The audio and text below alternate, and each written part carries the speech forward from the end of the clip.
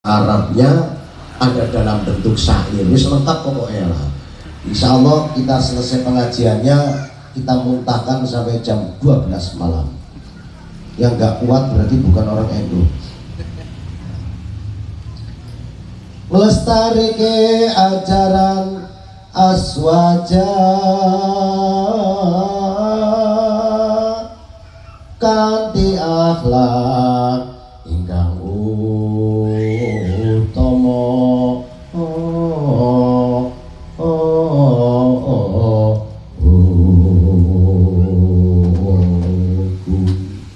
Enak ya Mas ya. Bangun brayan rahayu tentrem, mugi dados berkah umat sungai langke.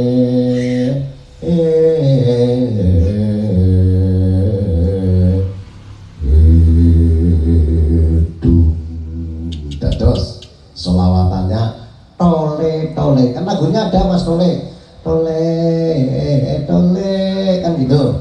Allahumma sholli wa sallim ala. Irfa, ikuti saya. 3, 2, 1. Allahumma sholli wa sallim ala sayyidina wa maulana Muhammadin.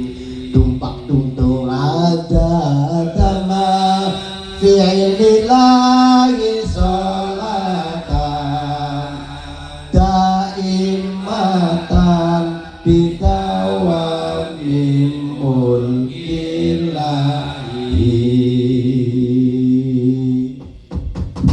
Rampung itu kalau di kampungnya Pak RT, Pak Gus, itu sana untuk puji-pujian orang tua itu.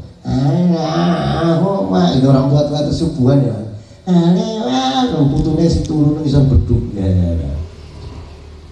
Allahumma sholli ala sayyidina Muhammad. Baik, para hadirin yang dimuliakan oleh Allah Subhanahu wa taala. Jadi sholawat ini saya terinspirasi dari salah satu kiai karismatik ya, yang membuat apa namanya itu syair. Nah, diartikan ya Pak Ato ya, diartikan. Nadyan waton ing sagulung Batam, walau ada di tengah-tengah kota sagulung Batam, ranting NU Sungai Langke tansah jejeg. Ya. Ranting NU Sungai Langke tetap teguh kuat berdiri. Walaupun kadang kalau ada program yang jalankan satu orang, tetap kuat, luar biasa itu. Ya. Kenapa kuat? Karena ngemban amanah aman kanthi linuwih.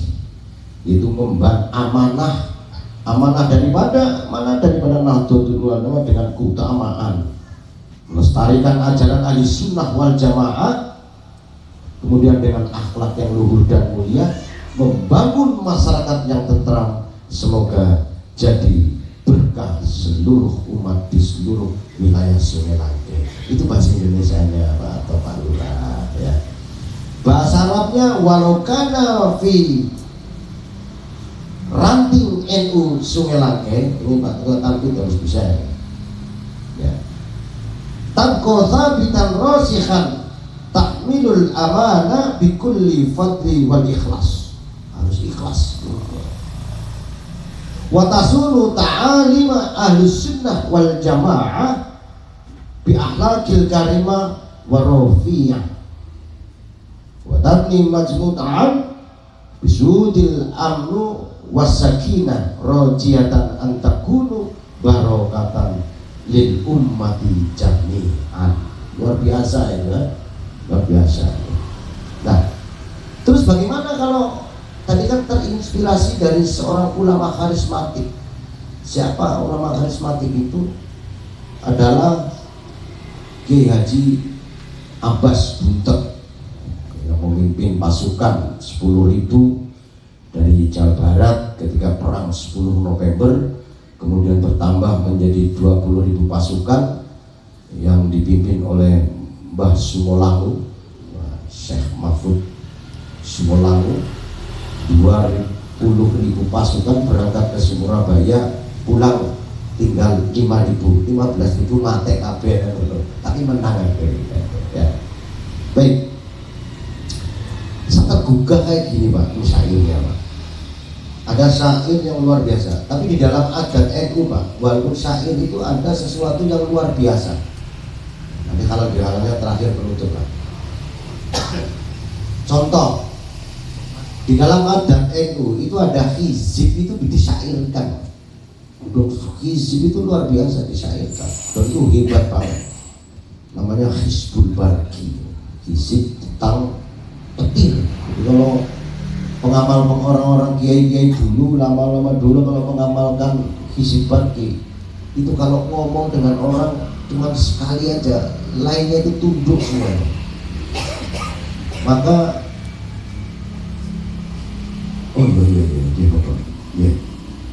maka kalau ketua tanfid ngamalkan ini, itu ngomong sekali aja itu seluruh pengurus nurut.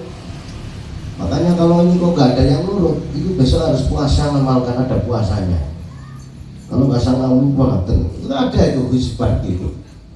Narutu bikala ada amikul liwijatin wabil is minar mihim minal bo di bisata anta roja iya ilahi wasayiti favarik lamimal jesi roma biwolat. Apa lagi bentak itu, nanti pasukan Banjar kalau megang itu bentak musuhnya langsung ambruk, nggak bisa jabangun. Itu kata kiai, bukan kata saya ya. Dia itu mengarang syair yang sekarang hanya tertinggal di YouTube, di TikTok. Padahal itu sangat luar biasa. Karena itu adalah motivasi untuk seluruh pengurus NU, bahkan siapapun yang senang dengan NU. Contoh seperti ya naudatal ulama'i anti mahabbati wa mawaddati wa musarrati waridoi. Terjemahkan gua mandane ya. Wahai NU, kaulah kesayanganku. Jadi kalau memang pengurus gak sayang dengan NU, itu susah aktif Mas ya. Kau adalah cintaku, kau adalah kekasihku, karena kau adalah sumber kebahagiaanku dan kau adalah sepenuh keriduanku.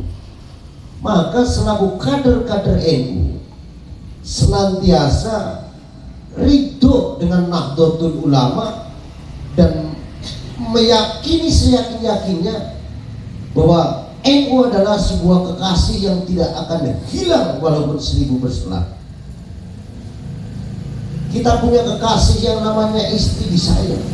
Maka ketika kita di Nahdlatul Ulama merasa bahwa kita adalah pengurus, merasa kita adalah kader, itu punya tanggung jawab yang luar biasa. Gitu Pak. Karena apa? Ya naudatal ulama'i anti wasilatun litamasukil juhala'i bil ulama'i. Sebagai kader, sebagai pengurus, sebagai pecinta muhibbinnya Nahdlatul Ulama, tidak usah khawatir saya nggak bisa ngaji, saya nggak ngerti apa-apa, nggak usah. Yang penting hikmah tadi melu wasilatun, karena Nahdlatul Ulama bisa menjadi wasilah kita. Apa wasilah kita? Litamasukil juhala bil ulama'i. Bagi saya, Bapak Ibu semuanya yang bodoh, orang ngerti apa-apa, orang iso maca Quran, gak bisa baca Arab, gak usah khawatir. Gak bisa baca kitab kuning, gak usah khawatir. Karena apa? Litamasukil juhala ila ulama.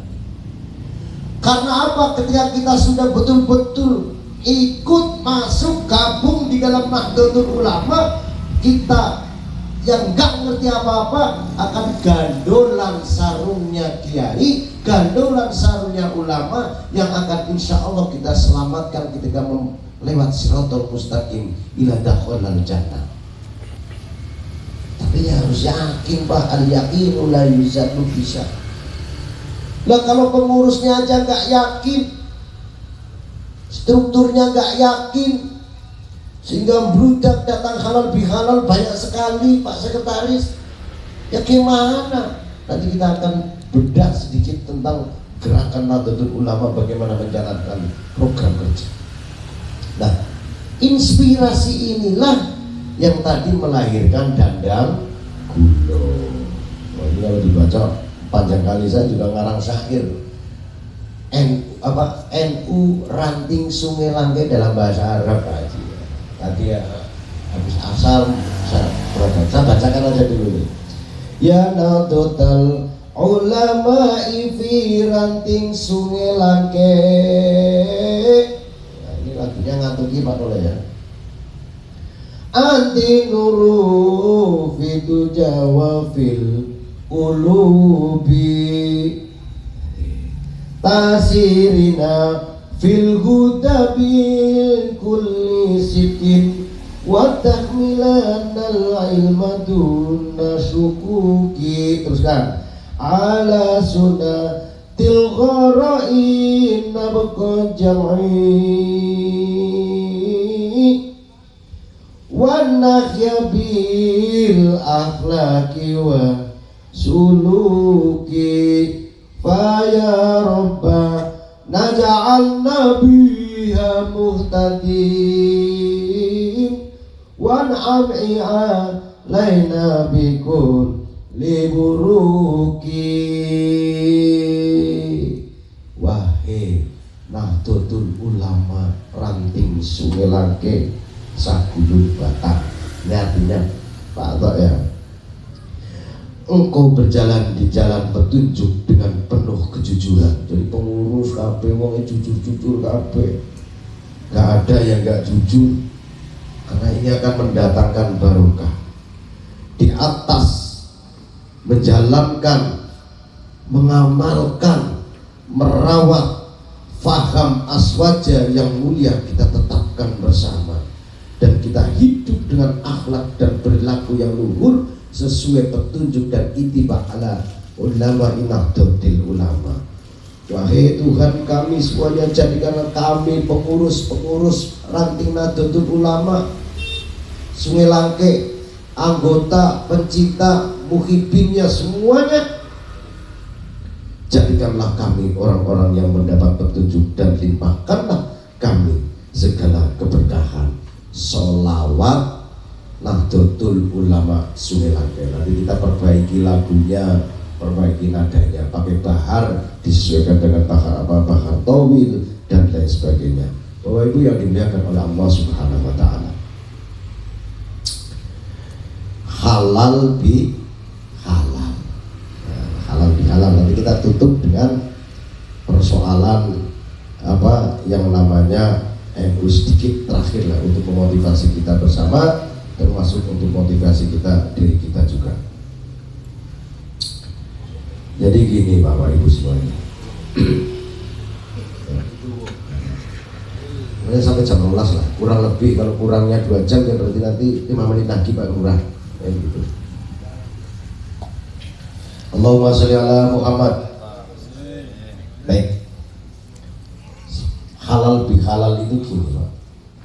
Tadi saya sampaikan namanya halal bi halal. Yang benar halal bi halal atau halal bil halal. Kalau dimasukin al berarti ada mulhaqul secara yang jadinya apa, makrifat kan, khusus berarti. Kalau pakai halal bi halal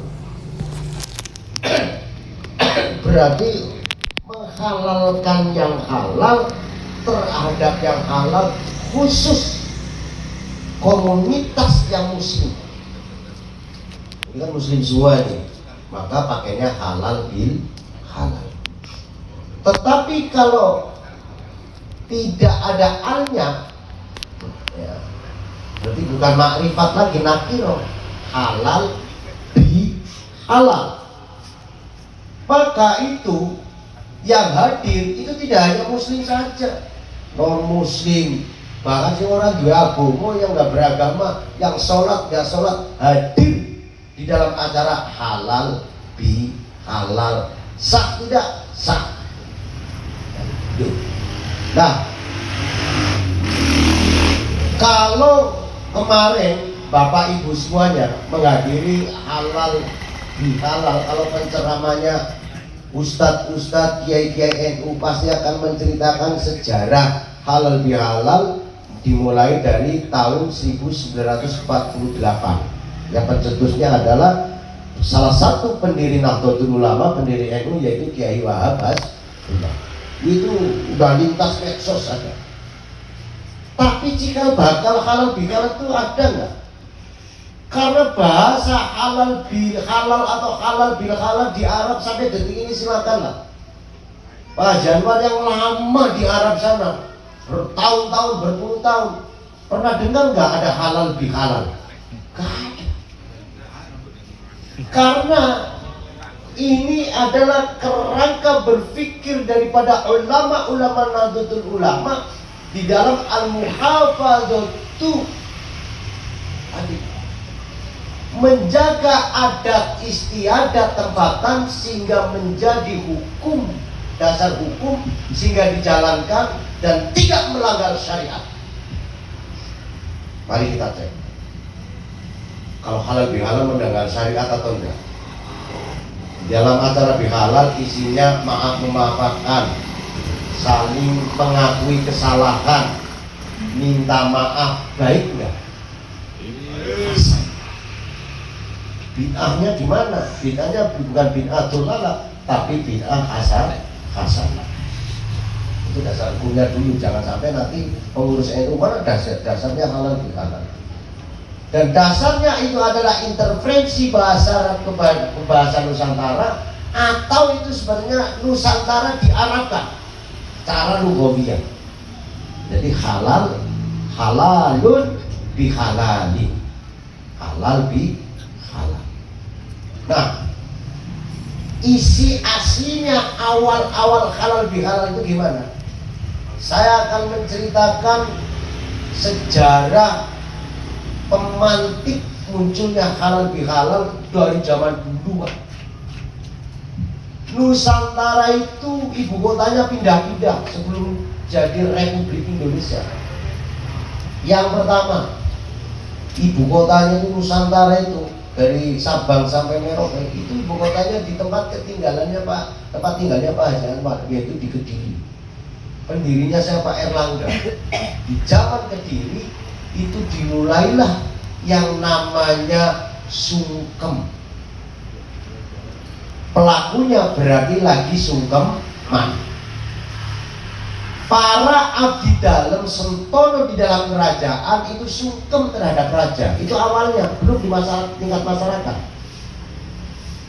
Zaman Kediri. Kemudian zaman Singosari mulai lebih dibumingkan lagi oleh Ken Arok.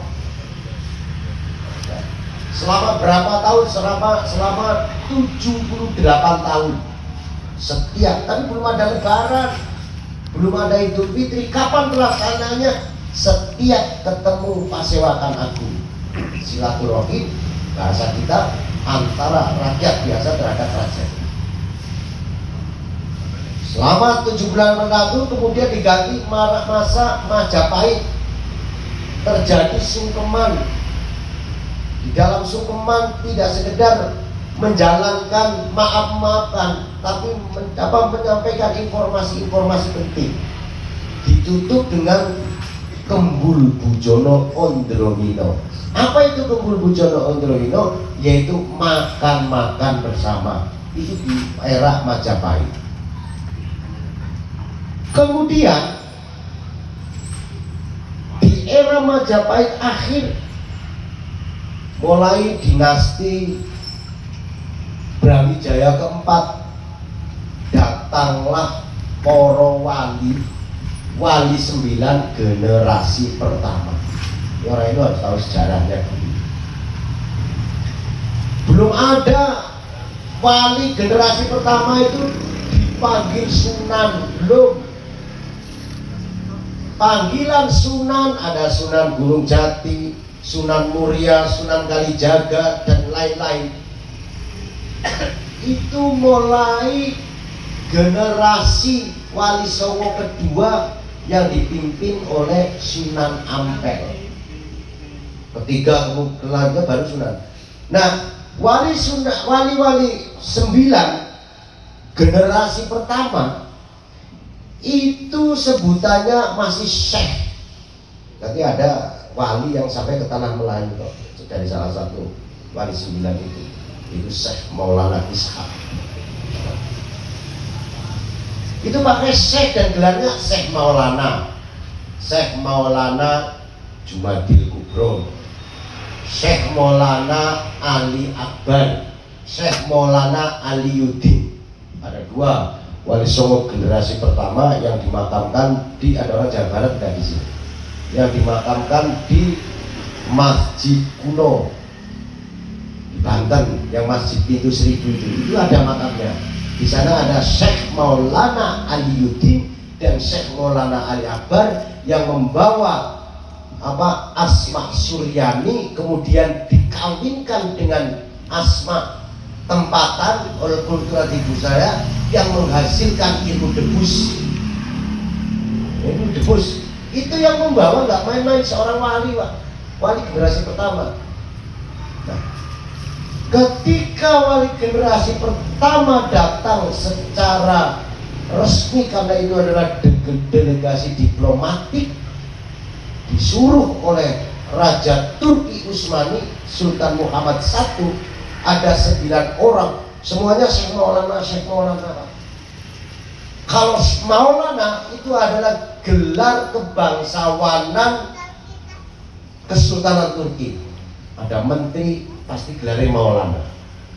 Tapi berarti ini kan orang hebat semuanya. Maka ada yang ahli tata negara, ahli pertanian, ahli pelet, mahabbah, ada yang ahli kejadukan, lengkap.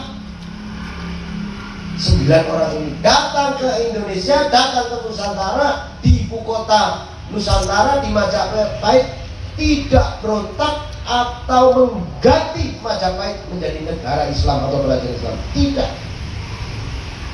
tapi mengkader masyarakat, memasukkan Islam dengan santun tasamuh dan toleransi yang luar biasa. Ada adat sungkeman. Sungkeman itu hanya dipakai kalangan raja, kalangan abdi dalam, tidak ada di masyarakat, Pak.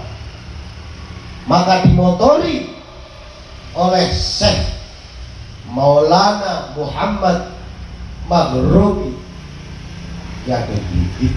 Kalau zamannya itu makanya di Klaten, yang apeman. Ya, kalau setiap tasawalan atau bulan Maulid itu adat istiadat yang di istana sungkeman itu dibawa keluar di masyarakat, dijadikan sebuah metode, salah satu dakwah Islam.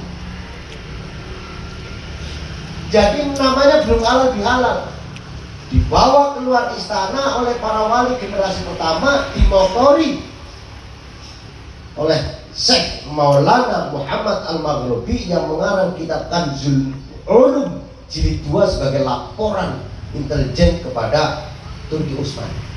Kalau Kanzul Ulum jilid 1 dibuat oleh komandan intelijen tertinggi Turki Utsmani yang bergerak masuk ke Nusantara selama 15 tahun, itu Kanzul Ulum jilid 2 oleh komandan tertinggi intelijen saat itu dari Turki, yaitu Ibnu Battuta. Nah, garis sing cerita, garis benang merahnya, adat itu kan bagus itu. Diambil baiknya dibawa ke masyarakat untuk dijadikan metode dakwah sungkeman, membentuk akhlak para pemuda, membentuk akhlak orang-orang yang sudah masuk Islam dengan konsep birrul walidain wa birrus suyukh. Apa itu birrul walidain? Yaitu taat tunduk patuh kepada kedua orang tua. Apa itu birrus suyukh? Yaitu patuh tunduk taat kepada guru. Caranya gimana? Setiap habis Idul Fitri diadakan sungkeman dari yang muda terhadap yang tua. Adat istiadat sungkeman itu dari pusat ibu kota Nusantara dibawa kemana aja. Ada yang dibawa ke Tidore kemana-mana, yang khusus dibawa ke tanah Melayu oleh Syekh Maulana Ishaq sambil menyebarkan disiplin ilmu yang luar biasa, mengajarkan kitab yang namanya kitab Tajul Muluk, Mahkota Raja. Maka orang Melayu itu pasti pandai strategi perang, pandai segalanya, karena ada dasarnya yang diajarkan oleh seorang wali yang luar biasa, ditancapkan di bumi lain. Mungkin Batam ya, dari Batam ke Malaka, Malaka langsung ke Aceh dan meninggalnya kan di Aceh sebenarnya. Itu dari Banyuwangi. Jadi Syekh Maulana Ishaq makamnya bukan di Banyuwangi, tapi menantunya Raja Banyuwangi, karena saat itu Majapahit itu pusat ibu kotanya sudah di Banyuwangi, bukan di Trawulan lagi. Nah, makanya Dewi Sekardadi, istri rajanya itu diperistri oleh Ishaq dengan memenangkan sayembara. Sebenarnya karena ini ada orang Banyuwangi, saya ceritakan sebentar. Dewi Sekardadi mau Bayu itu sangat cantik, tapi nggak laku-laku, bahkan sakit-sakitan karena disantet dengan ilmu Bhairawa Tantra oleh Mahapatinya sendiri. Sepatinya itu mencintainya. Akhirnya dilombakan, diumumkan siapa yang bisa menyembuhkan. Ya kalau laki-laki jadi istrinya, kalau perempuan jadi saudaranya. Ternyata yang bisa menyembuhkan adalah waliullah generasi pertama, yaitu Syekh Maulana Ishaq. Setelah hamil ditinggal pergi ke tanah Melayu, membawa satu ajaran kitab namanya Tajul Muluk dan membawa adat istiadat yang namanya sungkeman. Maka di tanah Melayu juga ada sungkeman memohon maaf orang yang muda kepada yang tua, betul ya Pak ya? Tapi sungkemannya nggak seperti raja mencium kaki, sujud, tidak. Kalau dalam Islam nggak boleh sujud terhadap orang, tapi menundukkan lebih rendah, memegang kaki dengkulnya orang tua sambil orang tuanya duduk, jadi nggak nyembah, sambil minta maaf. Sampailah adat itu Majapahit runtuh, diganti namanya Demak Bintoro. Demak Bintoro sudah Islam, jadi pusat kerajaan, pusat ibu kota Nusantara bergeser dari Trawulan, dari Kediri pindah ke Singosari, dari Singosari pindah lagi ke Trawulan. Trawulan ya daerahnya Gus Dur, nggak jauh itu. Dari Trawulan pindah ke Demak. Nah di Demak inilah mulai sungkeman itu bukan sekedar dibudayakan, tapi harus dilakukan oleh seluruh umat Islam, seakan-akan diwajibkan, tapi diselipi dakwahnya. Jadi diselipi sholawat, Mas. Jadi ketika seorang anak terhadap orang tua, orang yang muda terhadap orang tua, langsung datang agak depro atau menundukkan, salaman, ucapannya ditambahin begini. Jadi sebelum minta maaf diawali dengan Allahumma sholli ala sayyidina Muhammad wa ala ali sayyidina Muhammad, gitu Pak. Diawali selawat dulu, habis itu langsung sepindah kula silaturahim pingkali kula nyuwun agung samudra pangasani segala lumputan Ingkang sengaja dipun sengaja kula sak sumrambas datang sedaya keluarga kula anak putu kula nyuwun maaf saking segala keselamatan nyuwun pangapunten. Tapi diawali bahasa Indonesia, ya Allah Allahumma sholli ala sayyidina Muhammad, saya datang mohon maaf segala kesalahan yang sengaja nggak disengaja terhadap panjenengan orang yang lebih tua dan seluruh keluarga saya juga. Adat inilah, sungkeman inilah menjadi nanti cikal bakal halal diteruskan masa pajang rajanya Joko Tingkir selama 20 tahun. Demak itu usianya 87 tahun. Halal bihalalnya belum ada, tapi intinya halal bihalal ada. Salaman minta maaf madang, salaman minta maaf makan, salaman minta maaf makan, itu terus. Kalau di tempatnya Nasuka itu, kalau halal bihalal habis lebaran asal kuat perutnya sampai meledak boleh, itu setiap datang ke rumah itu pasti disuruh makan kalau kuat. Dan budaya itu ternyata di tanah Melayu juga ada. Kita datang ke orang tua disuruh makan, datang lagi ke orang tua sana disuruh makan. Itu budaya itu al-muhafadzatu ala qadimis sholih wal ahdu bil jadidil aslah yang diciptakan oleh para wali.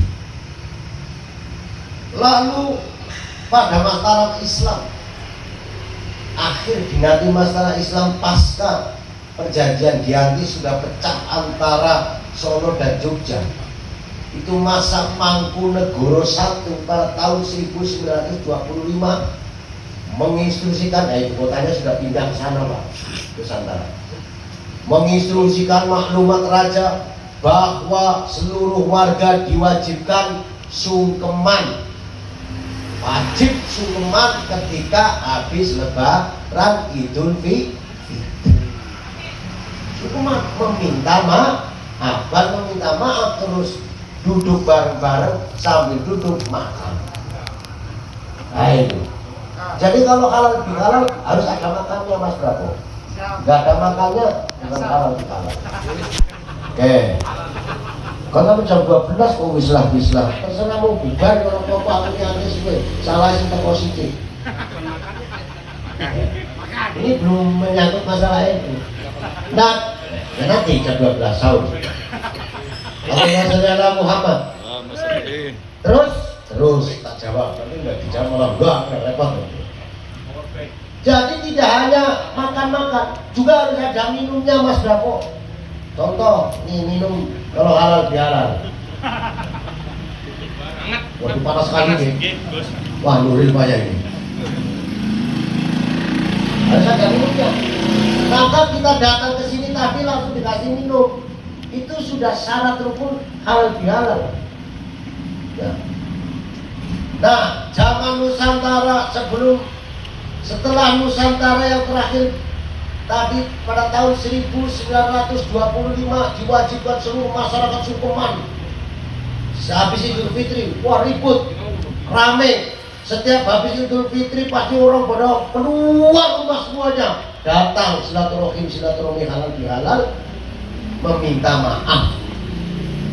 Itu enggak? Masih ada ini di kampung nih, masih ada. Oh di Batam aja ada, apalagi di kampung, ya kan?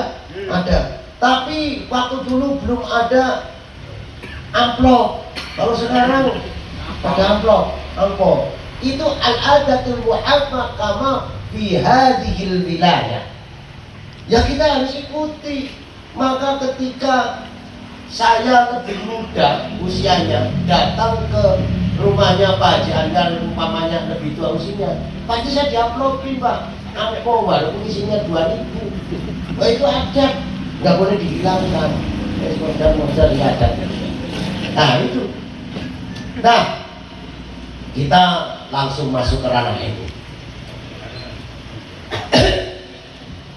Setelah Indonesia berdiri, jadi ibu kota Nusantara terakhir itu usianya 325 tahun. Mataram Islam. Ada Mataram Hindu itu lagi jauh. Itu akhirnya kalah perang dengan Belanda, nggak terus tahu. Akhirnya jadilah sekarang Republik Indonesia. Jadi awal kemerdekaan Indonesia itu nggak aman, Pak. Nggak aman, ribut terus, partai-partai ribut, antar partai gelut, Mas. Terutama partai NU sama partai PKI sampai gorok-gorokan leher. Daripada dibunuh sekalian. Diawali dari Banyuwangi. Nah, itu tahun 65. Banyuwangi itu tahun 65, Mas. Jadi PKI itu nyamar jadi Ansor dan Fatayat, cantik-cantik itu. Undang acara pengajian NU Ansor 167 dibantai, bunuh, tapi diracun dulu. Ayo Banyuwangi tahun 65 kan. Nah kita cerita lahirnya halal bihalal pada masa konflik di dalam revolusi generasi pertama di Indonesia. Itu ricuh luar biasa. PKI berontak tahun 1948, hampir kurang lebih 1.500 seluruh ulama di Jawa Timur saja mati sia-sia. Ada yang dimasukkan sumur masih hidup, yang digali daerah Ponorogo 167 satu sumur, Pak. Yang punya pondok pesantren kubur di situ semuanya. Ribut, Soekarno bingung, stres, ini gimana menyatukan? Kan ini kan partai-partai besar, kiai-kiainya banyak yang mati. Maka curhat Presiden Soekarno tidak adalah yang lain yang diyakini curhatannya, yaitu curhat kepada Romo Kiai Haji Wahab Hasbullah, salah satu pendiri Nahdlatul Ulama. Bayangkan, Pak, kader-kader NU itu dibunuh, kiai-kiai NU dibunuh dengan kejam. Saya contohkan kekejaman PKI, Pak. Bapak saya waktu masih jadi ketua Ansor itu punya wakil ketua 2. Biasa kalau di kampung itu habis rapat tidurnya itu di musola. Yang 2 orang itu, besok saya mau ke tempat mertua saya. Orang ini nikah sama perempuan kembar, adiknya untuk satunya, adiknya untuk satunya lagi. Tapi di lain daerah, di lain desa, yang desa itu adalah basis PKI. Diingatkan sama ayahnya, jangan, ini lagi rame. Akhirnya tetap datang ke sana. Itu dieksekusi di kelurahan itu, di balai desa itu, seluruh orang Islam, baik yang PNI atau yang NU semuanya dikumpulkan, dieksekusi. Nah ini menantunya orang sana itu ikut dieksekusi, Pak. Yang satu karena Banser, Mas, yang satu Ansor. Yang Banser itu disiksa nggak mati, yang Ansor mati. Yang Ansor mati betul. Yang Ansor mati, yang Banser enggak. Padahal ternyata kata ayah saya, yang Banser itu habis puasa 3 kali mengamalkan dan makan gotri. Yang Ansor belum sempat. Ya, makanya sampai kalau nggak sudah kirakan mati disik ya. Cara menyiksanya orang PKI waktu itu, Pak, itu tahu nggak, bambu yang ungu itu dibelah itu kan tajam. Itu orangnya itu dibugilin, Pak, nggak pakai sempak, itu kita digesrek gitu. Terus matanya dicukil, bahasa Melayunya cukil apa, Pak? Diambil itu, ada alatnya itu, diambil matanya itu, nggak mati-mati. Yang satu ini, yang Banser nggak luka sama sekali, Mas Bravo. Makanya dia bisa lari terus lapor itu. Yang mati ini nggak mati-mati, akhirnya apa? Itu alat kelaminnya itu dijepit pakai sapu, baru mati. Wah ini belum puasa aja sakit juga, Mas. Apalagi yang puasa, tapi berapa puasa orang, Mas? Orang amalan banget itu ada amalan ilmu. Wah di Melayu malah banyak amalan-amalan kayak gitu. Tinggal datang ke beliau minta dijasahin. Nah itu siksanya luar biasa. Makanya di Banyuwangi diracun, habis diracun itu ngeri. Lagunya itu ya kau panas. Ditawafi udah jadi bangke, hancur lulu, remuk tulang, remuk mati ditawafi itu. Jer kenjer, jenderal paling kelelet. Makanya selawat ala mereka. Tahun 48 di Jawa Timur aja hampir 1.500 kiai-kiai, ini belum santrinya, mati sia-sia, dibunuh, disiksa. Batinya juga dibunuh, yang NU, yang Islam, yang PNI dibunuh semua. Ributlah Nusantara ini, pusinglah Pak Karno, gimana caranya? Maka sowan datang ke Kiai Haji Wahab Al-Sulo, gimana nih Kiai? Sang presiden loh, gak bisa ngumpulkan menteri-menterinya mas, gak bisa ngumpulkan MPRS atau DPRS, gak bisa ngumpulkan, gak bisa. Lah yang perdana menterinya loh dipanggil dikumpulkan, gak bisa mas. Ini presiden cak opong loh. Akhirnya hanya ke Kiai NU curhat, maka bawa beras dikumpulkan. Gimana cara mengumpulkannya Pak Kiai? Udah diundang resmi ke presidenan aja nggak datang. Kalau bisa malah presiden dibunuh kan gitu. PKI itu loh Pak. Akhirnya diadakanlah dengan acara, katakan udah acaranya halal bihalal. Orang PKI tahu, banyak orang Islam juga yang PKI jalan. Oh ini kok namanya halal bihalal, nggak apa-apa, berarti mau dihalalkan halal. Perasaannya orang PKI itu, menteri-menteri PKI, ya nanti halal membunuh, halal apa saja, datang semuanya. Siapa yang ceramah pertama kali di dalam halal? Tidak ada yang lain, hanya itu Kiai Haji Wahab Al-Sulo. Itu pertama kali, makanya bukan halal, tulisannya bukan al-halalu bil halali, tapi tulisannya halalun bil abi halali, tidak pakai al ma'rifah. Jadi yang datang yang non muslim juga datang, yang PKI juga datang, yang muslim datang, dari Masyumi datang, dari NU datang, dari Muhammadiyah datang, semuanya datang semuanya. Akhirnya bisa diredam, selesai. Akur semuanya Pak. Akhirnya mereka tetap aktif di partai-partai kembali.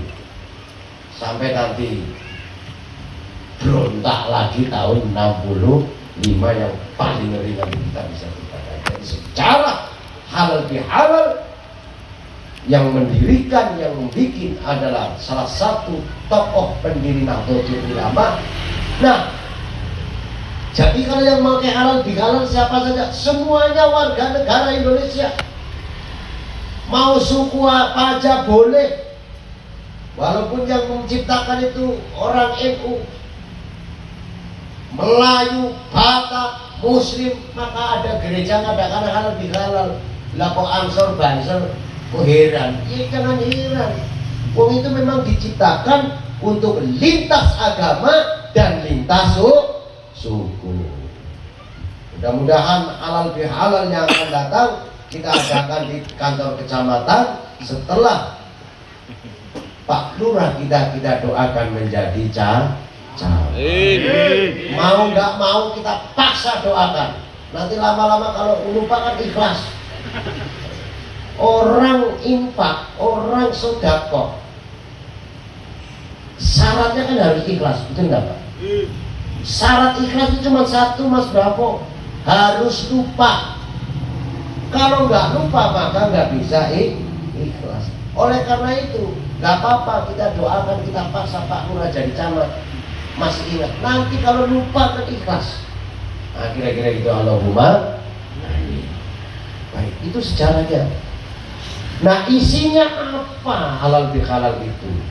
Terus ya dijadidil akhlah, dimodifikasi terus oleh para ulama-ulama sampai sekarang. yang tadinya hanya sekedar Islam, non-Islam, lintas suku, dimodif terus. Tidak hanya sekedar makan makanan, tidak hanya sekedar minum, terus dimodifikasi, Pak. Sampai hari ini, kita hari ini juga memodifikasi halal bihalal. Yang tahun lalu halal bihalal ranting itu rame, sekarang jadi enggak rame. Itu juga modifikasi luar biasa. Tapi modifikasi kemunduran, kan kira-kira gitu. Tapi nggak apa-apa, Mas, ini ada modifikasi. Jadi silakan. Nah, kemudian ditambah prinsip di dalam Al-Quran, orang memaafkan itu berarti mendamaikan orang. Betul enggak? Berarti ranting Nahdlatul Ulama Sungai Langke hari ini, malam ini mengisahkan, mendamaikan orang. Yang penting orang lah. Baik orang itu yang masih tinggal di alam gaib atau di alam kasunyatan, alam dunia ini.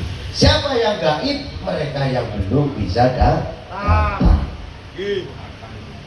Kenapa? Fa aslihu bainan nas wa aslihu bainakum. Al-Quran loh Pak, nggak main-main. Dan ini yang dipakai di dalam halal bihalal. Fa aslihu bainan nas, damaikan, maafkan seluruh manusia. Al-Quran bicara bainan nas, nggak bainan muslimin wa muslimat loh. Jangan salah ini bangsa, makan jangan jaga gereja itu aslihu bainan nas. Persoalan orang tekstualis salafi mengatakan haram itu urusan dia, karena susah memahami Al-Quran. Kalau kita dasarnya jelas, ya kan? Di sini ada wah haram. Pertama bid'ah. Semua bid'ah, nggak ada orang ini tuh masuk surga menurut mereka. Orang Kanjeng Nabi nggak pernah sarungan. Orang ini gunanya sarungan. Nah terus mereka yang sempakan masuk surga enggak? Kok ngerti yang Kanjeng Nabi sempakan terus mereknya apa kan enggak? Ngomong gitu. Kadang nyalah-nyalahnya tapi karena tidak tahu. Allahumma sholli ala Muhammad. Faslihu bainan nas, faslihu bainakum. Tidak ada faslihu bainal muslimina wal muslimat, bainal NU wal Muhammadiyat, baina Haji Anwar wa Arani Riyad. Gak ada. Tapi kalau kita merasa bahwa kita adalah nas manusia, ya ayo islah kita. Hari ini seluruh jajaran pengurus ranting tidak binafsi, mulai dari diri masing-masing pengurus islah. Karena nanti di dalam Islam maka program akan bisa berjalan. Tidak bakalan terjadi ikhlas dan tidak bakalan terjadi program ini berjalan. Inilah intinya pada malam hari ini. Bainakum, kum itu loh. Baik mudzakar mu'annas, baik laki-laki atau perempuan masuk di dalam kum itu. Lain kalau bainahum. Ini bainakum ayatnya Mas. Kalau kum itu ya laki-laki, ya perempuan, ya manusia, ya seluruh makhluk. Kalau jin ribut, orang yang bisa damaikan. Masa sih antar pengurus nggak bisa damai? Iya kan? Itu Mas. Lo jin masuk ke tokonya Pak Haji Anwar, selesai. Nggak dipukul, nggak diusir, pergi sendiri. Fa'aslihu bainakum. Itu orang NU Mas. Lah kalau orang Salafi katanya diruqyah, malah dipenuhi, malah kesetanan kabeh, nguru kabeh sak dormitori. Itu Mas. Sak dormitori isinya 16 cewek semuanya. Saya dipanggil, langsung selesai jualan bubur berangkat ke sana. Saya kira kenapa ini? Saya tanya ke PT-nya, ke manajernya. Pak Ustadz, habis diruqyah. Lo kok jadi kesurupan semua kayak gini? Udah Pak Ustadz, masuk aja. Masuk kayak lo nggak berani masuk. karena kesurupan sambil baca ayat Al-Quran yang ayat rupiah itu, cewek 16 bugil semuanya. Ayo ya. Kenapa nggak bersanad di situ ilmunya? Nanti ada sambungannya. Kalau NU itu harus bersanad. Jadi ilmu kalau nggak bersanad nggak ampuh Pak. Akhirnya malah ayat Al-Quran untuk main-main. Masa dibacakan ayat Al-Quran orang waras malah jadi stres gila toh. Oh, kalau sampai ikut seneng toh. Gadis kabeh toh. Sok tau geleng kabeh mulus-mulus. Ya gimana? Dipanggil untuk menyembuhkan itu. Selesainya bagaimana? Dengan disiplin ilmunya NU yang bersanad. Kalau nggak bisa. Itulah kelengkapan daripada Nahdlatul Ulama. Maka ketika aslihu bainana waslihu bainakum, hari ini adalah tonggak pertama untuk mendirikan sebuah gerakan di dalam ranting Nahdlatul Ulama. Kalau enggak, berarti malam ini kita buat acaranya. Ya, caranya buat. Enak banget aku ngomong kayak ini, Pak RT. Karena saya bukan pengurus ranting. Kalau pengurus ranting, saya nggak berani ngomong kayak gini. Kan gitu. Ya oke. Kita masuk ke situ ya.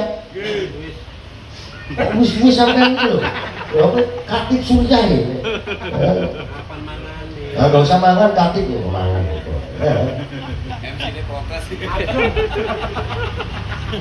Ya, jadi gini Mas. Mau nggak saya kasih tahu cara? Ini referensinya itu jelas di dalam PDPKNU, di dalam PMKNU, di dalam MKNU, bahkan di dalam PDPPKNU. Satu aja saya sampaikan ya. Kalau semuanya nanti sampai subuh. Ya. Kalau mau menjalankan organisasi, titik beratnya program bisa berjalan, itu ada 3 menurut NU Pak. Ini yang PDPKNU saya ingatkan, walaupun itu dasar itu disinggung kemarin. Nggak tahu kalau disinggungnya nggak nyinggung. 1, harus benar dalam tata kelola organisasi dengan 3 cara. Yang pertama, ini ketua tanfid, catat di dalam hati, jangan dicatat di dalam pikiran, nanti lupa.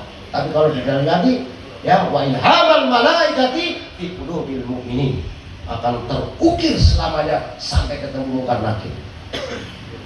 Yang pertama, tata kelola harus dengan cara-cara baik ala Nabiyah. Yang pertama, inti NU itu dikelola dengan benar. Inti NU itu apa sih? Apa sih inti NU? Pengurus NU ketika ditanya jati diri NU, sampai Mas Bravo jadi akwan. Ketika ditanya, Mas, jati diri NU itu apa? Nongos. Gimana ini? Woi ketua, jati diri NU apa sampai ketua? Bos pokoknya ngono lah. Gak bisa seperti itu di dalam tata kelola itu ya. Yang pertama itu adalah substansi yang benar. Di dalam substansi itu ada kewenangan ketua Rois Surya. Bagaimana? Kan ada dalam ADRT, di dalam Perpum lebih lengkap. Kewenangan wakil-wakil Surya, kewenangan anggota Surya Akhwan, ada semua di situ. Akhwan itu punya wewenang, punya kewajiban menjalankan instruksi wilayah Surya. Karena apa? Karena yang untuk mengerjakan tugas-tugas Surya itu bukan ketua Surya mutlak, bukan wakil ketuanya, bukan, tapi Akhwan. Maka ketika terjadi wakil Surya malah rono rene ngerjakan program, berarti Akhwannya sumumbukun yumfahum alladzina la yaqilun. Buyawan goblok tuh. Layang kilun, gak punya akal. Jelas loh. amalan Banser yang paling sakti yang dari Mbak Abbas, Mas. Yang untuk mendudukkan musuh itu kelumpruk, gak bisa apa-apa, seperti lompong direbus, lompong dibakar. Itu terakhirnya alladzina la yaqilun. Orang gue akan belas. Inna syarra min dawabi 'indallahi summun bukmun umyun alladzina yaqilun. Puasa 7 hari, ketika dibaca itu gak bisa apa-apa musuh sampai. Itu Banser, Mas, amalannya Banser. Ini belum yang dari bawah Abbas dulu. Maka ketika pengurus ini tidak paham substansi daripada Nahdlatul Ulama, ya repot, Mas. Mari, apa itu substansinya di dalam Nahdlatul Ulama? Yang pertama adalah faham ahli sunnah wal jamaah. Jangan sampai kita paham, kita tahu amalannya aswaja, tapi kita tidak tahu tentang disiplin, tentang paham aswaja. Apa itu aswaja? Kalau diterangkan lebih lama lagi. Nanti kapan-kapan kita workshop aswaja khusus ranting NU Sungai Langke Kamis siang. Mumpung saya masih hidup, Pak Haji. Ya, jangan sampai dibiarkan saya ngasih ke ranting-ranting lain. Aduh, kacau ini. Ya. Kan gitu, kulhu itu bagian amaliyah. Tapi pengurus hizib mateng, ampuh, tapi nggak ngerti aswaja, bahaya, bahaya ini. Nanti bisa jadi jabaria, jadi kodaria, bahaya itu. Oh Gusti Allah wis nyiptake aku dadi maling ya. Ya tetep aku maling kok. Wong iki takdir. Hati-hati ketika pemahaman aswaja itu tidak secara disiplin ilmu faham ahli sunnah wal jamaah. Ya. Aswaja Nahdiyah yang paling sedikit aja harus kita pahami, seluruh orang itu harus tahu. Yang pertama di dalam akidah aswaja Nahdiyah punya imam madhab. Ada 2 madhabnya, yang satu Imam Abu Hasan Ali Asy'ari atau terkenal Islam Asy'ariyah. Tadi Melayu itu ada, bisa temukan itu di Bintan. Saya itu alirannya Islam Asy'ariyah, Mas Banser. Bahagia banget. Berarti itu NU toh. Yang kedua, madhab di dalam akidah Ahlussunnah wal Jamaah ala Nahdiyah itu adalah siapa? Kepada madhab Maturidi, Imam At-Turidi atau madhab Maturidiyah. Ini kalau diceritakan banyak itu lagi. Apa ini Asy'ariyah? Konsep-konsepnya. Ya. Apakah masa Rasulullah itu belum ada aswaja? Apakah masa sahabat belum ada aswaja? Ya belum ada nama aswaja. Tapi perilaku Rasulullah, dasar-dasar ketentuan aswaja itu sudah ada. Cuman dalil-dalilnya, dasarnya, referensinya masih berserak-serak, Mas. Maka 200 tahun kemudian yang serak-serak itu dikumpulkan jadi satu secara sistematis, bahwa ini adalah akidah aswaja oleh Imam Abu Hasan Ali Asy'ari. Ini yang dipakai. Maka ada sifat 20, ada yang namanya banyak macam-macam yang dicetuskan oleh Imam Ghazali, dicetuskan oleh ulama-ulama ini, ya. Ada prinsip-prinsip 5 dasar di dalam bersyariah, di dalam Nahdlatul Ulama. Nanti suatu saat bisa kita terangkan. Harus paham ini. Jangan sampai itu melincing kayak gitu ya. Nah kemudian di dalam kerangka berpikir, nah ini penting ini. Orang NU, mulai NU, Muslimat NU, Fatayat NU, Ansor. Bahasa Arabnya Ansor itu harokatu subbat, gerakan pemuda yang harus bergerak tanpa surut, nggak mundur, karena punya pasukan ini kekuatan sebagai bentengnya ulama, yaitu Banser Barisan Ansor Sebaguna. Orang paham repot kan gitu. Apa? Yang pertama itu adalah tawasud. Tawasul itu moderat. Moderat itu tidak ekstrim. Nggak ada orang NU itu ekstrim. Ekstrim itu nggak seperti yang kita bayangkan jadi ekstremis, kemudian sekedar bikin bom panci meledakkan. Ekstremis kayak yang Islam, oh Wahabi itu ekstremis mas, Salafi itu ekstremis. Orang itu nggak berani bilang Salafi ekstremis, woplok dengan itu. Ekstremis karena apa? Berlebih-lebihkan dengan cara pandang di dalam melaksanakan ibadahnya, merasa paling benar, yang lain salah semuanya.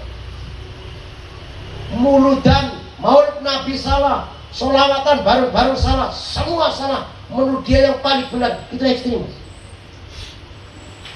Kullu bid'atin dolalah wa dolalatu finar. Dalilnya cuma satu, khutbah dalilnya pakai itu, ceramah pakai itu, kumpul-kumpul dia pakai itu, ngamplengi orang NU, ngamplengi masyarakat Melayu yang punya al-adatul muhakamah yang luar biasa. Salah-salah kali. Karena itu adalah budaya. Ada lagi 7 hari, 3 hari di dalam tahlilan itu ikut-ikutan orang Hindu katanya, tasabuh ala Hinduisme. Lo di India di pusat orang Hindu gak ada yang 3 hari 7 hari kok. Ini al-muhafadzatu yang diciptakan oleh para wali, karena sebelum ada Hindu Buddha di Nusantara ini sudah ada agama tauhid, agama Abrahamisme, agamanya Nabi Ibrahim. Itu alkulturasi budaya dinul Ibrahim atau Abrahamisme. Makanya terjadi ada 3 hari mati didongani, didoakan. Ada 7 hari, 4 hari, 1000 hari, 100 hari. Itu tuh bukan budaya Hindu. Tapi mereka mengatakan kullu bid'atin dhalalah wa dhalalatu finar. Wah, bid'ah. Bid'ah itu sesat, sesat masuk neraka. Goblok cara memahami dalil, Pak. Maka ketika ada kulun, ada jami'un, itu namanya dalil itu amud dalalah. Boleh dipakai asal tidak ada khosud dalalah. Ternyata hadis itu ada di kitabnya Imam An-Nasai, di dalam hadis Kutubus Sittah. Dicari yang khosud dalalah, ada yang diriwayatkan oleh Imam At-Tirmidzi. Ternyata dalil itu masih ada lanjutannya. Kullu bid'atin dolalah wa dolalatu finnar illa fi ibadatin. Boleh bid'ah, boleh kalian kerjakan bid'ah, kecuali di dalam bid'ah itu ada prinsip-prinsip, nilai-nilai ibadah yang dikerjakan. Zaman Rasul tidak ada halal halal, tidak ada. Orang gak ada. Di Arab sampai sekarang nggak ada halal bihalal. Tapi kalau illa bi ibadatin, ada prinsip-prinsip dan nilai ibadah di dalamnya, maka itu bid'ah yang hasanah, boleh dilakukan. Halal bihalal, memaafkan, pengajian, sholawatan, mahalul qiyam tadi dipimpin oleh pakai, baik enggak? Baik itu hasan. Sarung gue sholawatan, sarung gue di sholat sehingga untuk menurut aurat. Tidak hanya aurat baina surati wal bah, tapi jadi itu di dalam kerangka berpikir kita. Yang kedua tawazun, harus timbang tengah-tengah, nggak boleh. Orang NU itu bela sana, bela sini. Wah, aku bela Pak Nurdin aja lah, yang sering naktir ngopi. Wah, aku bela Pak Ali Mubaidah aja lah, ya, yang orangnya nggak jelas tapi agak lucu sedikit namanya. Nggak boleh kayak gitu, harus tengah-tengah.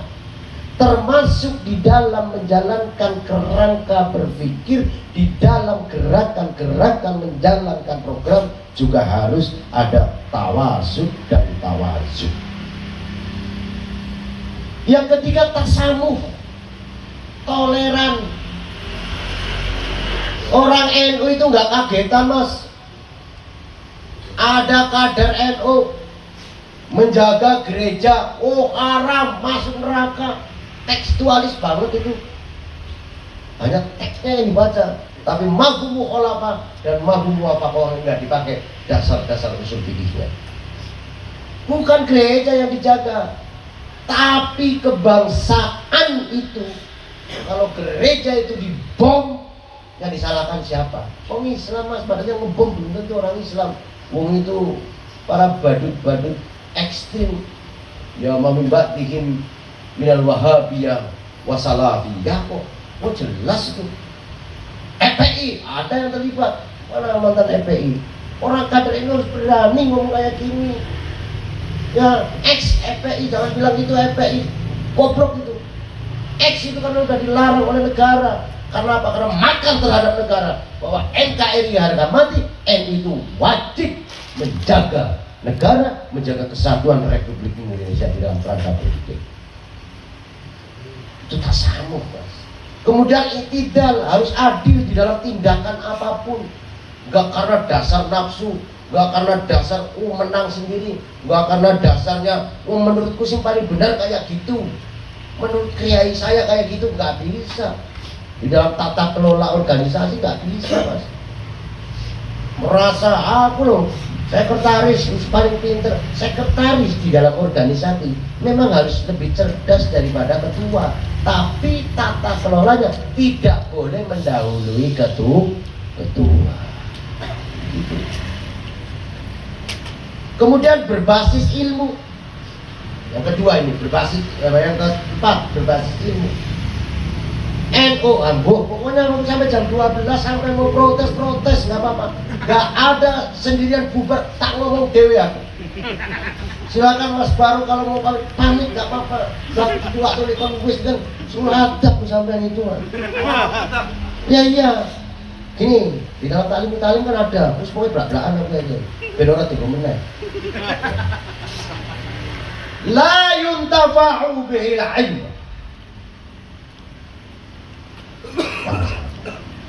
Tidak akan manfaat ilmu seorang kader-kader di dalam Nahdlatul Ulama, santri-santri di dalam Nahdlatul Ulama. Illa bi'ikromil masyayikh. Hada asatid. Tidak hanya itu aja, diteruskan wa'ala alihi wa'ala ahlihi wa'ala ashabihi wa ma hawwailana bainahum. Ini taklim, mas. Ora bakal manfaat ilmu kader NU yang mengaku santri ketika ada terhadap gurunya, walaupun itu bukan gurunya, kiai-kiainya, maka dia akan musnah lantas segalanya. Kata taklim utak lu lagi pidato kok diduliti kon manduk nunggu aku mudun sama kene ayo sul ada dalilnya ini. Pokoknya aku pagi izin aku muntah semuntah-muntahnya daripada aku muntah di lantik-lantik lain. Pokoknya ora demo ora apa-apa.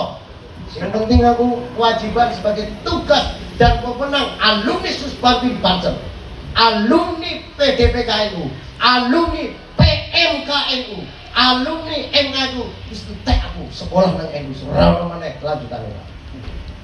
Muntah ya, kali rono lah. Kan gitu. Layan tuh Pak Upi, gak bakal. Nek ilmu orang manfaat, orang bakal berkah. Nek orang berkah, uripe orang indah, orang tenang. Ojo berkah itu sekedar makanan, minuman, enggak. Karena barokah itu akan sampai ketika kita bertemu dengan mungkar nakir, akan sampai kita menjelang lewat Siratal Mustaqim, akan sampai kita ila dakhulul jannatun na'im dzullatun minal awwalin. Maka itu mas. Maka di dalam NU adat istiadat yang menjadi al-adatul muhakamah, ketakdiman seorang kader terhadap atasannya, ketakdiman seorang murid, seorang santri kepada kiainya. Tidak ada malayatul wajib, tidak berupa wajib. Itu dari politik. Gak ada itu. Nah itu rodo ekstrim sedikit lah. Harus berbasis ilmu. Kenapa berbasis ilmu? Karena ilmu di dalam NU sebagai disiplin yang harus dimiliki, harus wajib fardu ain bersanad.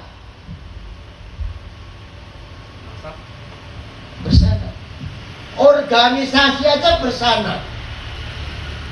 Maka orang NU mengharapkan ingin jadi santri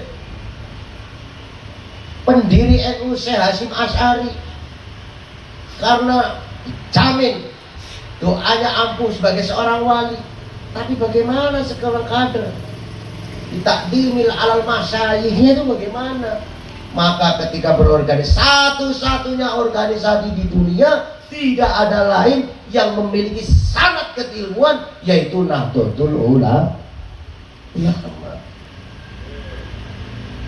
Pak Kiai A berguru, punya di sini berguru sama guru, sama guru, sama guru, sama guru, sama guru sampai ke Kanjeng Nabi. Itu namanya sanad keilmuan.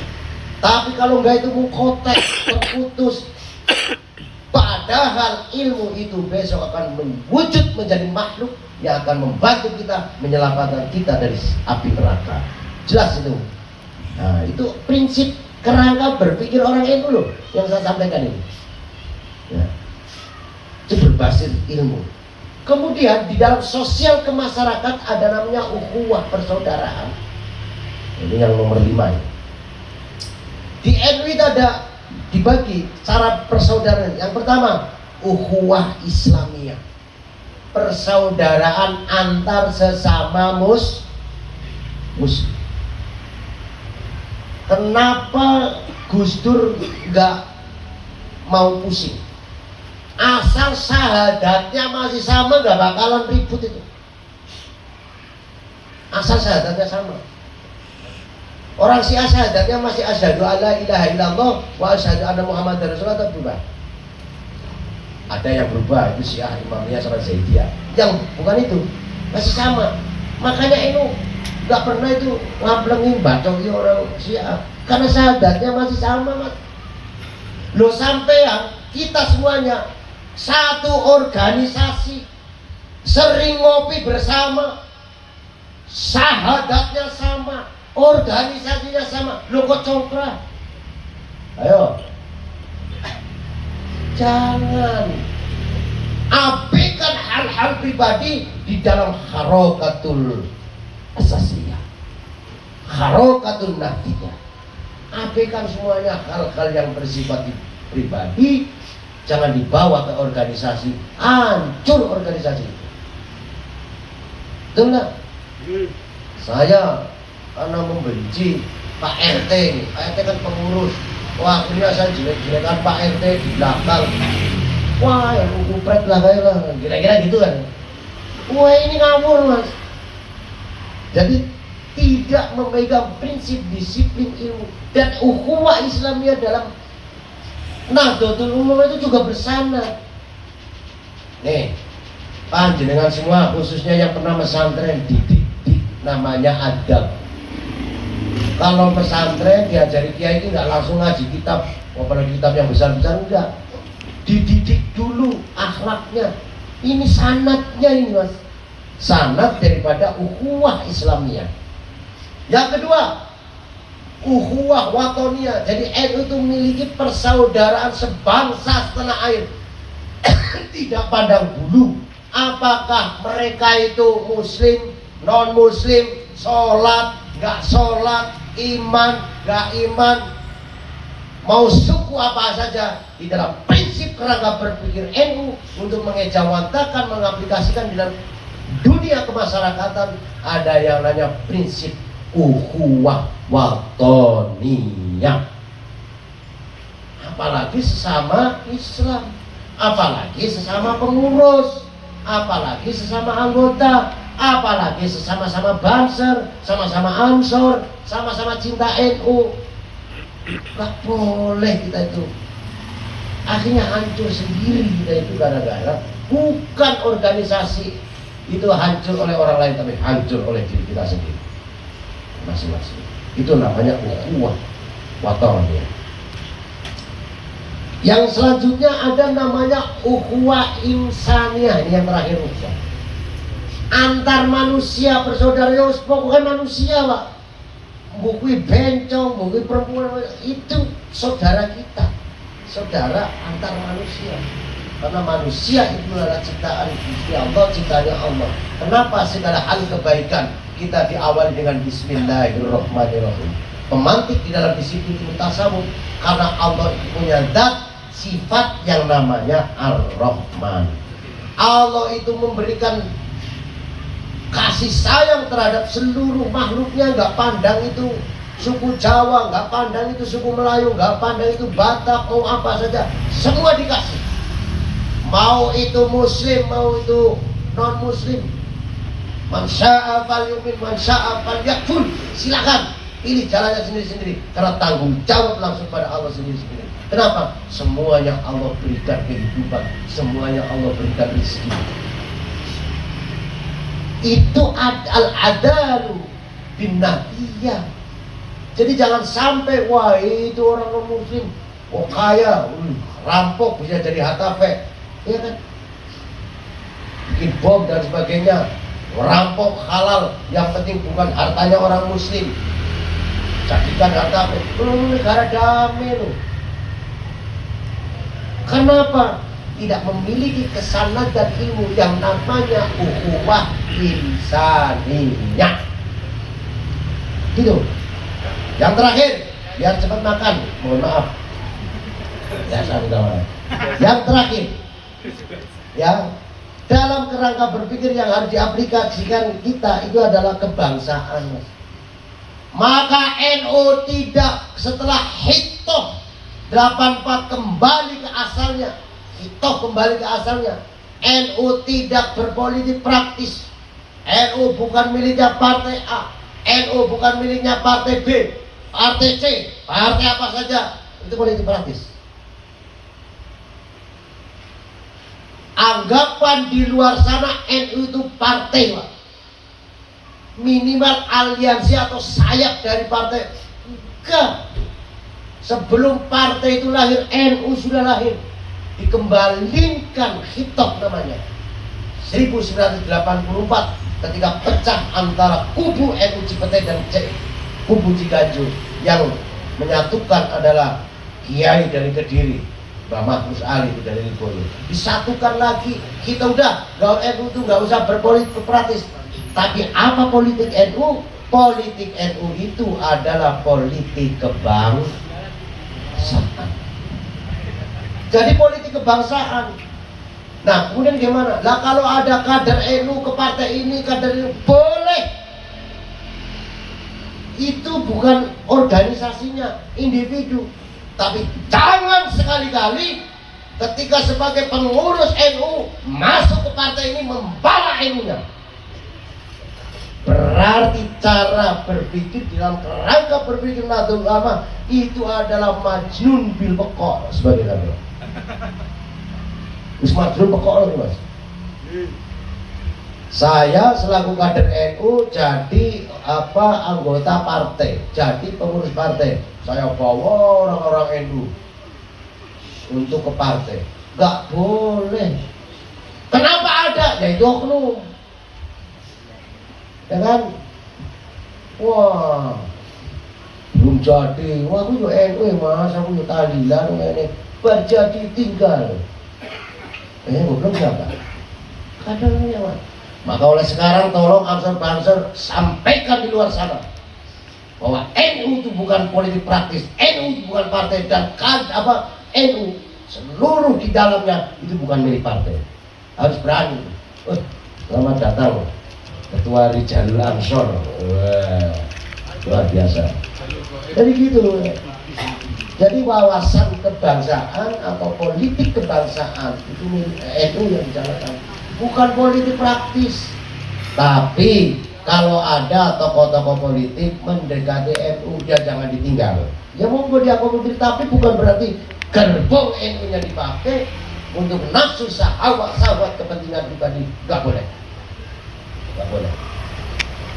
29 tahun 8 bulan Pak, saya itu dari struktur NU mulai jadi ketua ranting termuda seprovinsi waktu itu di Batam. Selesai mundur 30 tahun, kita mengalami, menyaksikan ada kader-kader NU yang menjual NU, kualat semua. Saya nggak akan ceritakan namanya, tapi kalau mau cerita pribadi tak tunjukkan. Ya, NU diporak-porandakan, NU dijual, NU dimanfaatkan secara pribadi untuk kepentingan dan nafsu sahabat politik, nafsu sahabat pribadi untuk kepuasan. 30 tahun, Pak.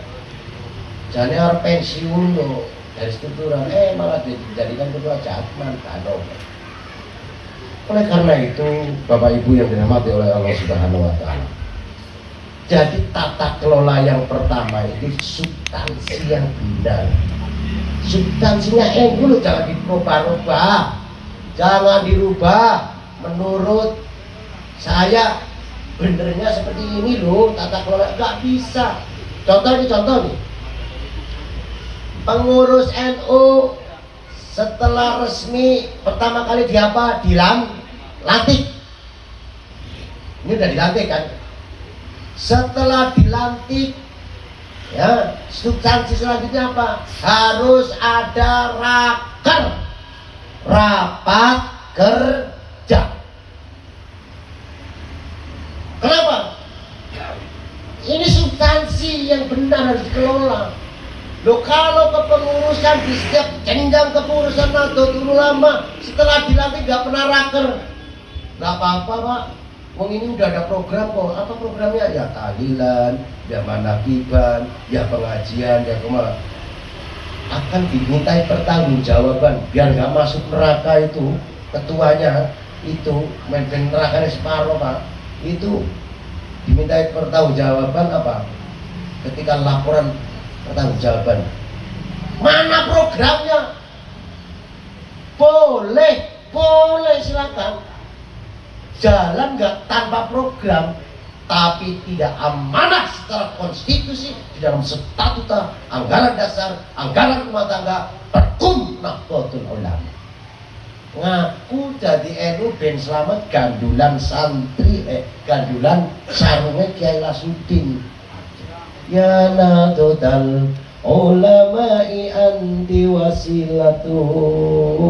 Kan tadi Pak, litamasukil juhala ibil ulama'i, jadi wasilah, jadi sarana mateng percaya nek gandulan sarungnya Kiai bakal selamat. Gimana mau gandulan sarungnya Kiai udah amanat. Kalau belum rakel nggak bisa ngomong sama yang bisa banyak. Nah setelah raker maka ada keputusan secara di dalam berita acara dan diketok palu sah selama satu periode program kerja jangka pendeknya ini, jangka menangannya ini, jangka panjangnya ini. Jadi nggak ngawur nanti dalam perjalanan. Di dalam hasil raker program kerja itulah yang wajib fardu ain bagi setiap jajaran pengurus yang mengaku menjalankan program itu. Jadi nggak ada program itu di tengah jalan bikin, nggak ada. Nah ini substansi yang benar. Kalau mau benar kita jadi pengurus, kalau kita mau benar menjalankan Nahdlatul Ulama. Tapi ketika ada program-program pengembangan yang berdasarkan dari item salah satu program kerja yang telah ditentukan, boleh. Contoh, di dalam raker memutuskan bahwa di dalam pasal sekian ranting Nahdlatul Ulama Sungai Langke mengembangkan ekonomi secara organisasi. Contoh, memang program jadi itu program kerjanya. Maka ada program turunan di tengah jalan dibuat apa? Ada program minanisasi, ngingu iwak, ngingu ayam, ngingu bebek, umpamanya melihara ikan secara kelompok dikelola secara bukan jamaah tapi jam'iyah. Boleh itu, tapi dasarnya mana? Di mana? Di dalam hasil rapat kerja. Karena di akhir itu harus ada konferensi. Di konferensi itulah dimintai pertanggungjawaban selama masa hikmah. Apa saja itu? Target capaiannya apa saja? Ketika nggak tercapai berarti ada catatan penyebabnya ini, penyebabnya ini. Ini tata kelola organisasi. Maka jangan harap dimanapun ranting yang memang itu adalah ujung tombak inti daripada kekuatan NU, bukan di PBNU, bukan di wilayah, bukan di tingkat kabupaten kota atau PC, bukan di MWC, tapi kekuatan Nahdlatul Ulama mutlak di ranting dan anak ranting. Maka tata kelolanya harus benar. Itu substansi. Kemudian tujuan, apa sih tujuan NU itu? Tinggal buka aja, kitabnya ada, ADART dan Perkum ada. Tujuan NU adalah maslahatul ummah. Yang penting maslahat, membawa manfaat. Karena sehebat-hebatnya manusia adalah mereka yang mampu menjalankan yanfa'uhum linnas, memberi manfaat kepada manusia tanpa pandang bulu manusianya, bukan karena itu saudaranya sendiri, bukan karena sekedar kawannya sendiri dan lain sebagainya, tapi nas secara global selaku Muslim yanfa'uhum linnas. Karena apa? Derajat yang paling tinggi bukan sekedar tekun sholatnya, aktif sodakohnya, kuat menjalankan puasanya. Derajat yang hebat adalah bagaimana fasbihu bainakum wasbihu bainas wa yanfa'uhum linnas, mampu mendamaikan, menyatukan dalam satu ikatan persatuan antar manusia, tidak hanya antar golongan, tidak hanya antar agama. Bainas wa bainakum, saya ulangi lagi, di antara kita, bu laki-laki, bu wedok, wis kabeh. Itu syarat mutlak bahwa perjalanan organisasi harus islah bainakum. Kalau nggak bisa jalan. Harus nyatu, satu visi, satu misi. Apapun yang terjadi yang sifatnya nafsi binafsi di luar ghairun nahdah, maka kita kesampingkan. Paham Pak? Ini belum bedah ADART. Semua bedah ADART per bab itu ada dalilnya, Al-Qur'annya ada, hadisnya ada, ijma'nya ada, kiasnya ada kalau mau. Maka di dalam kaderisasi sekolah itu ada sekolahannya Pak.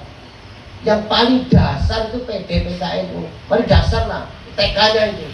Nanti dilanjutkan SD-nya apa, lambe SMP-nya apa, itu ada semuanya berjenjang. Pendidikan reguler.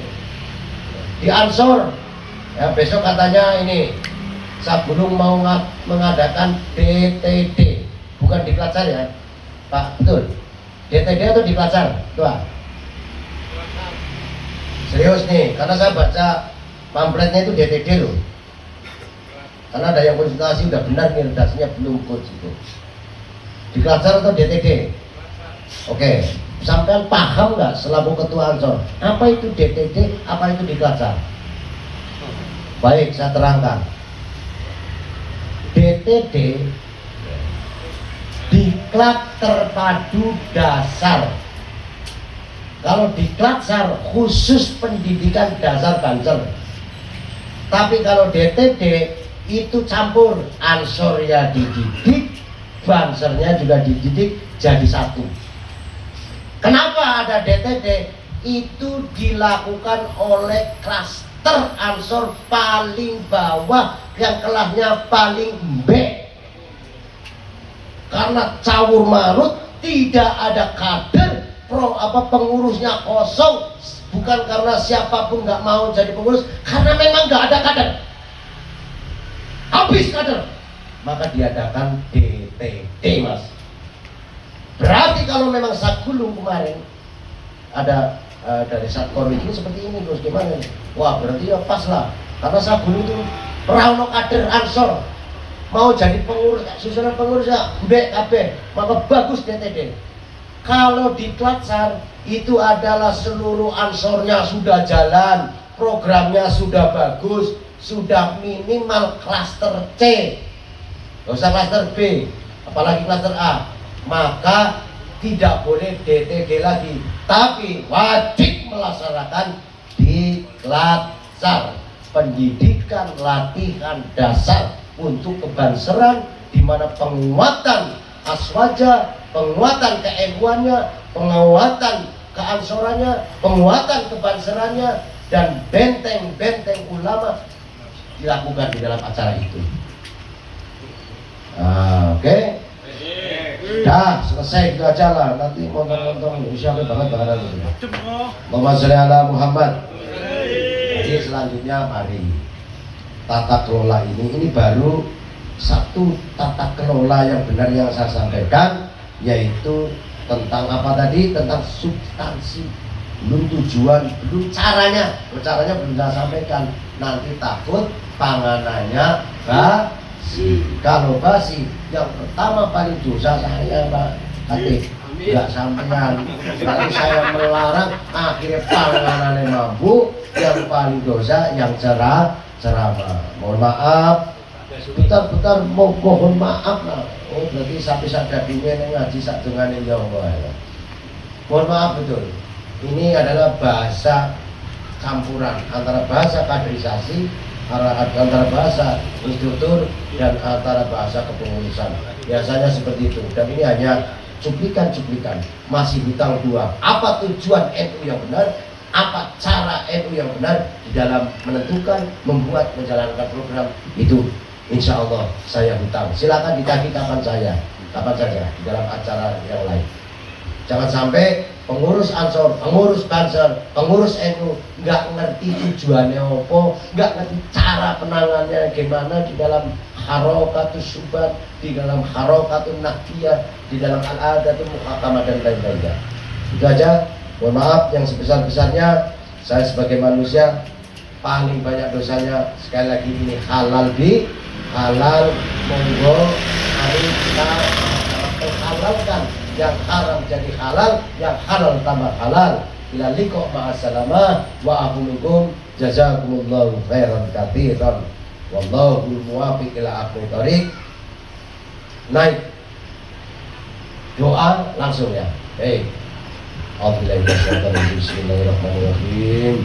Allahumma sholli ala sayyidina Muhammad sayyidil awwalin fil ashabi rasulillah ajmain. Allahumma ya Allah ya hayyu ya qayyum ya alimu ya rabbal alamin ya alimu ya rabbal alamin la ilaha illa anta wa ufawwidu amri Allah ya Allah ya rabbal alamin. Allahumma fir lil muslimina wal muslimat wal mu'minina wal mu'minat wa alal hadirina fi hadzal makan mubarakah jami'an ya Allah bi jahi sayyidil awliya bainal masjid wal maghrib wa sayyidil awliya sayyidina Syekh Abdul Qadir Jilani mahfudillah anta sahibul jazah jazada Muhammadin jadil wa anta sahibul karamah rahmatan Muhammadin karomatullah wa anta sahibul syafa'ah syafa'ata Muhammadin syafa'atullah ya Allah aghishna ya Allah aghishna ya Allah aghishna jami'an binadotil ulama biranting sungai lagi ya Allah syariah biizatillah wala hawla wala quwwata illa billahil aliyyil azim ya Allah ya mujibas sa'ilin Allahumma rabbi inna maghlubun fantasir wa inna billahi wa sabra inna kantara madul tadir